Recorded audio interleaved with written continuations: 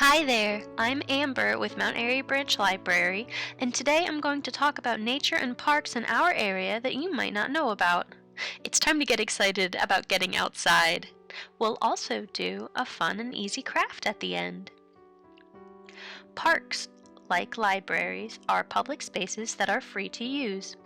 With libraries, we offer knowledge and more contemporary resources. With parks, you are entitled to share a slice of nature with your neighbors and friends, provided you use the park responsibly. Nature shouldn't have to be something far away and hard to experience, and city parks allow all people to experience nature.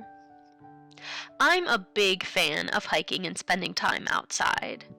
I think that it's super cool that trees basically live on sunlight and dirt alone and can grow that big. And I love animals of all kinds.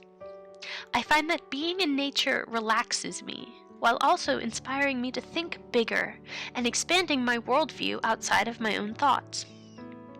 A lot of people take away the same thing when they're in nature, and that's pretty rad. I'm not going to talk about specific books that you can read while in nature, but I do have to say that reading outside is really fun. I love hunkering down under a tree with a good book, especially a fantasy novel. It's fun to imagine I'm in Cabeswater, the Shire, or somewhere outside Ketterdam. The place I find the most nature in Mount Airy is in East West Park. It's surrounded by other parks like Prospect Park and a few sports fields. The park is unfinished, but there's a playground, a baseball field, and a basketball court. My favorite part, though, is the hiking. It's definitely possible to go hiking in a town or a city. They call it urban hiking if you're somewhere like Pittsburgh or New York. There is a trail map at the trailhead of the park, but I do have to warn you that the map is a little outdated. There are a lot of switchbacks and side trails, so it's best to go hiking with a buddy. What's even cooler about East West Park is that the park kind of links up with other park areas, like Windy Ridge and the Rails to Trails area. You can see on this map just how big the park really is, and get a good scope of how much public land is available for use in Mount Airy. I took a few videos of the woods and the creeks nearby to really show you how lovely the trees are this time of year. I respect and love all seasons, but the colors of autumn are truly special. Hi, and welcome to the craft portion of this video. So, we've talked a lot about parks that can visit in Mount Airy, mostly east-west, and the connecting Windy Ridge Park, just because they're so beautiful, and I think they offer the most outdoor space um, available, which is kind of my favorite thing, is just open air and me and the trees.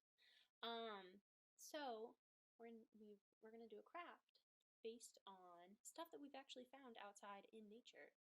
So what I found was a cool stick, and so I found a cool stick. And I also found a cool pine cone. So I painted part of it red for see if something would happen, but not a big fan. So, found a cool stick and a pine cone. I was looking for leaves, but unfortunately, I couldn't find any that were big enough. But the later it gets in the season, the more you might be able to find cool leaves. Especially because it's still pretty warm out, so the leaves haven't necessarily changed color all the way yet. But moving forward, with my cool stick and my pine cone, I decided that I would make a fun banner for my wall.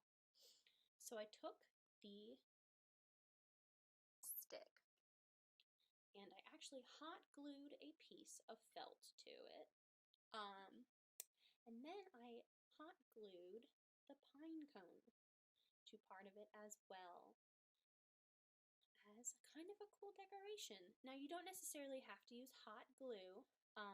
You can probably use wood glue or even Elmer's glue, so like like liquid craft glue, I think would work pretty well. I just use hot glue because I had some in the house already. So then after this dried, I decided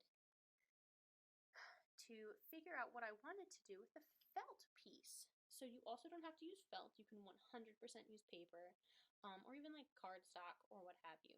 Felt is pretty cheap at the craft store. This was like 30 cents a page, so it was pretty fun and easy. So what I was looking for though was I wanted to find like a bigger leaf. Unfortunately, while I didn't find them, I realized that I had a lot of paints at home. And this is what I did. So I made some leaf impressions on this piece of felt just to try something out. And I wasn't a huge fan of what it looked like on the felt. I think it would look really cool on a regular, like flat paper. But that's not what I did. So I actually wound up painting. I took these two brushes. I painted the outline of a tree here, and I used my kind of squishier brush and like mushed a lot of green around. And then to keep up with the fall theme, I actually painted more fall colors, and then it dries really fast because I'm just painting on felt. And the end result is actually pretty cool. So with all of this, I actually wound up painting a pretty neat tree. Now, I might wind up adding a little bit of yellow and expanding the top part of the tree, but for almost no money at all, you actually get this really cute fall craft that you can decorate your house with, or your bedroom or something, because nature's pretty cool, and bringing pieces that are already fallen indoors to your own house is totally fine, and it's a great way to appreciate nature from inside, especially if like the weather gets too cold. So thank you so much for coming on this journey with me, outside and inside. I really appreciate y'all sticking with me, and I hope that you have a good fall season, the best season. Have a good one.